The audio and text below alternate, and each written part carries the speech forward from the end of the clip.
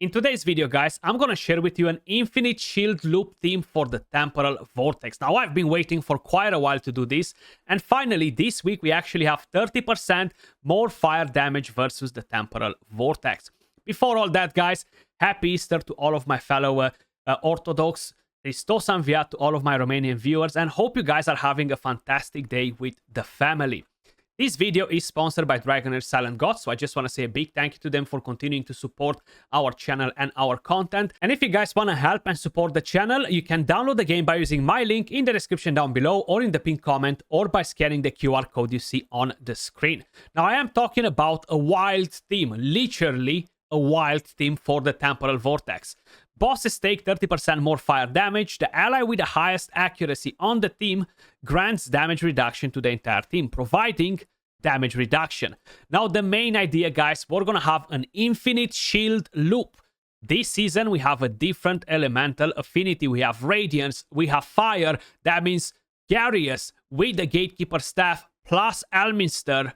Infinite shield loop, guys, exactly how you've heard it, and is actually a pretty awesome one. So this is the team right here.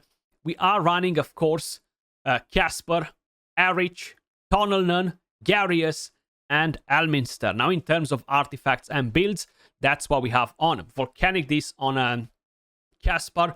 We have the Witch's Remains on Erich. We have the Eyeball of the Giant on Tonelnan, the Gatekeeper Staff on Garius, and we have the Elminster book on Elminster. Now, in terms of gear sets, guys, I would love to put Erich on a different set as well, but I just don't have another attack chest piece. I'm gonna share the builds and everything with you guys in a minute. We do have a preset timing. It's really important to make sure you will keep up the infinite shield time loop. So right here, how you may notice, we have 13.5 on Casper, 12 seconds on Erich. He will apply defense down, then Casper will put the mark on the enemy, then Tonellan will go in with the wild, triggering Casper's ultimate skill. They're all on 20 seconds cycle. Then you have Garius at 26.5, covering for the first AoE, the second skill, and the third AoE. Of course, if by any chance the boss doesn't break the shield. Then Elminster goes with his ultimate at exactly 14 seconds, right before the second AoE, to cover us with decreased attack for that hit and for the second, for the fourth skill of the boss, the third AoE skill, which will actually have the team under defense down because we don't have a cleanser in the team. And the main thing that will keep the infinite shield loop is the battle skill on Elminster. Now, what is really important is to have no skill haste on Elminster whatsoever. He is on an ancestral protection set, guys. And like this, we're basically gaining some damage reduction for the entire team and himself.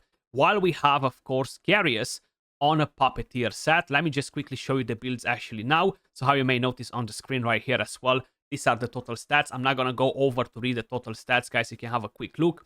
You want to prioritize defense on the tank. Now, on Tonelnan, I really wanted to use Revatrix Roots. The problem, she has a very high base HP, and I just did not manage to get her HP lower than Garius, so she was the single hit target, and that was a problem for the team because the team was dying way earlier than it's supposed to. So because of it, I had to remove the Revatrix Roots from her, give her the Eyeball of the Giant, and put the Volcanic Disc on a Casper. It's pretty unfortunate, but it is what it is. So this is Erich. These are his total stats on an Emperor set, which is not the most effective effective set versus this boss. And then you have Casper on another aerial battle roll set together with Tonellan.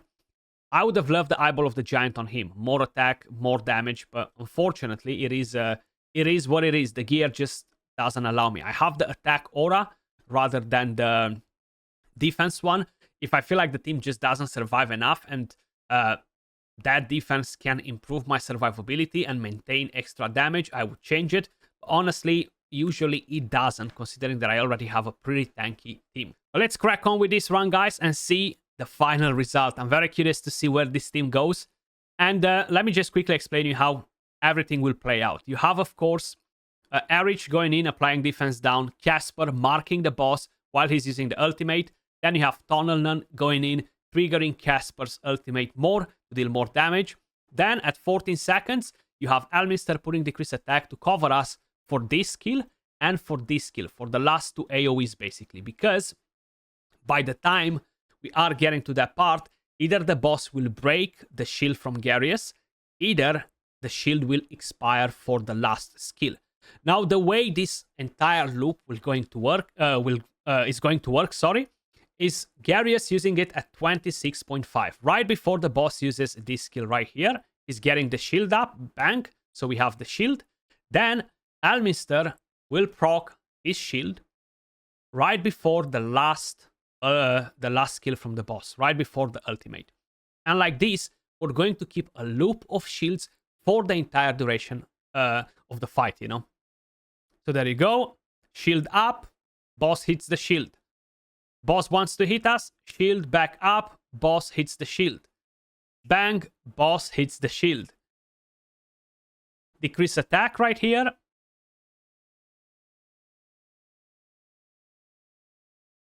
And bang, boss hits the shield. Infinite shield loop with Elminster, Garius, and the Gatekeeper staff, guys. Pretty badass, right? Pretty badass. Now, I was looking forward to try this since last season because I kind of like really wanted to see how it works, and I had to wait, of course, for the elemental affinity. Now, my psychic core is not maxed for these guys. I'm still lacking 2 more levels on the last tier for the fire and radiance, which will, of course, bring me like 26% more attack, which is going to be massive. You know, it's going to be a lot of extra damage. But as it is right now, 2 minutes in, almost 11 million damage. Literally, by the time we get to the 2 minutes mark, we're going to have probably 12 million damage. Not even 11. Exactly. 12 million damage in 2 minutes. Now, we're going to pretty much maintain this damage ratio because already you can see Tunnel Nun with her passive max. You can see most probably Erich with his passive max as well. So there isn't anything to kind of like modify the damage. We have full crit rate almost on everybody except Erich. So the rest of the things will be pretty straightforward. Now, hopefully, we're not going to get resisted on Elminster with decreased attack later in the run because that can mess us up. But just having a look at how this run plays out, I have a feeling that we're going to be in a very sweet spot and probably survive over 150 stacks. Because this shield is massive. I do have the mythical piece on Garius, of course, which will have a 50% chance to increase the healing by 50%. So sometimes you're going to see this ridiculous shield from Garius. We just got an 80,000 heal from Garius right now, which was pretty damn good, right? I'm thinking of how I could potentially bring in Ardred in this team. Now, my main issue is that even though I'm bringing all that extra survivability in, I might go all the way up to like stack 200, 210 like I was doing it last season. The problem is that won't really get me more damage. Because if I'm dropping Casper dealt 6.6 million damage out of the 20. Is a massive chunk of damage. 30% of the damage. So imagine dropping 30+% of the damage just to bring in more survivability and survive like 50 more stacks towards the end is just not worth the trade-off. You know, I find it hard to justify it. If you drop average, he's the defense down character. That passive of his is pretty solid. He dealt 20% of the damage, so you're gonna still drop a chunk of 20% of the damage to bring in Ardred, to bring in more support. I just don't think it can be justified. It's just no point to actually do it, you know. So we have 4 minutes in. We already reached the top damage that we need in order to get maximum rewards on the Vortex, guys. That decreased attack landed from Elminster. We don't have to worry about it. It's kind of like making me worry sometimes. Seems like just there we got a bit the shield on too late. It seems like every few cycles Elminster is a bit too late with that. Now I could try to give him 5 to 10 skill haste, and the longer you go in the run, most probably you're going to remove that issue. But it might create you other issues with him applying the shield too early on the other cycles, you know. So this is not something that happens too often, but every few cycles it does seem to happen, you know. But still, it's pretty awesome to see the shield being up pretty much all the time on this run, you know. Bang, Garius again. Now he is the best target, of course, to take the single hit because he can cleanse the defense down from himself. He's going to be the tankiest champion, right? The tankiest hero, so he will survive longer on the single hit. The reason why I have the ancestral protection on Elminster is because I want to make sure I have the puppeteers on Garius to increase the defense on the rest of the team, you know, which again is going to be very important. But so far we're looking good. Like, look at Tunnelnan. She deals so much freaking damage, guys. Like almost 100k per hit. I actually missed using Tunnelnan. I used her so much in season 1. I was like the biggest simp. And in season 2 we got Gertin, right? So I really exploited Gertin to the maximum. They're kind of similar in a way or another, actually. So it feels like every 5 to 6 cycles or something like that, Elminster applies the shield just a little bit too late. Thankfully, we do have the decrease attack, so that keeps us spot on. Now, what might happen is that the boss will end up in basically breaking the shield. Especially if we get resisted on the decrease attack, it's going to be a massive issue, you know. So hopefully we won't have any issues like that. Okay, so we have the defense down. We got a decrease attack. That's good. We're already at 38 million damage. Pretty awesome. You see the boss already started breaking the shield. He breaks all of the shield right now. And Elminster, because of the ancestral protection, he's soaking in quite a bit of the damage, you know. So hopefully we're not going to lose him early because of it. Okay, no defense down this time around. Okay, again, the boss broke the shield, even though we had decreased attack. So we got the shield from Elminster that kind of like saved the situation. We are at 100 stacks, guys. I really want to go all the way up to 150 stacks, hopefully. So we only need a few more cycles for that to happen, basically. Now, one thing that's really lacking this season, guys, is having an artifact set that will give you basically increased attack. You see right there, the shield popped just a bit too late. So it's every like 5-6 cycles when that happens. The ancestral protection just completely obliterated our Elminster in there, which is fine. It's still a pretty good damage, and I like the idea of having an infinite loop of shields, you know. And yeah, there we go, 110 stacks, decent, 43 million damage.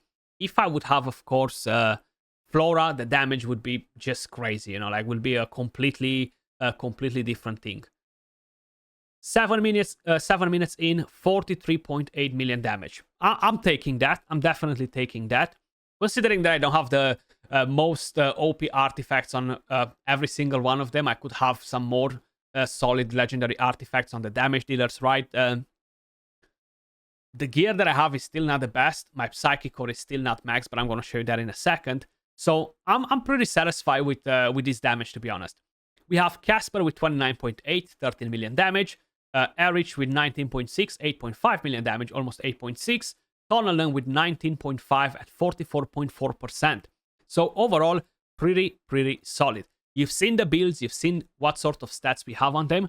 Let me just quickly show you my Psychic Core. So how you may notice, this is my Psychic Core. Now I am on my actual account. This is not the test server, guys, and that's what we have. I still need 2 more levels in this. I should be getting them done by the end of the reset, so I can actually have this max by the time I'm planning to use my fire team versus the chief challenge. But that was all for the video. Let me know your thoughts in the comments down below. Probably adding a bit of skill haste on Elminster might actually fix that issue where he's using the battle skill a bit too late. That would fix the survivability issue later in the run. Changing the ancestral protection set from him, it will ensure that he's going to survive longer, but I have a feeling that the rest of them will actually die a bit too early. Thanks again to Dragonheir for sponsoring today's video. If you guys want to help and support the channel, you can download Dragonheir Silent Gods by clicking my link in the description down below or in the pinned comment, or by scanning the QR code you see on the screen. And if you enjoy the content, don't forget to smash a like and subscribe to the channel. Click on that bell and turn on all notifications to make sure you won't be missing out on any of the future videos. Much love, and I'll catch you all in the next one. Peace.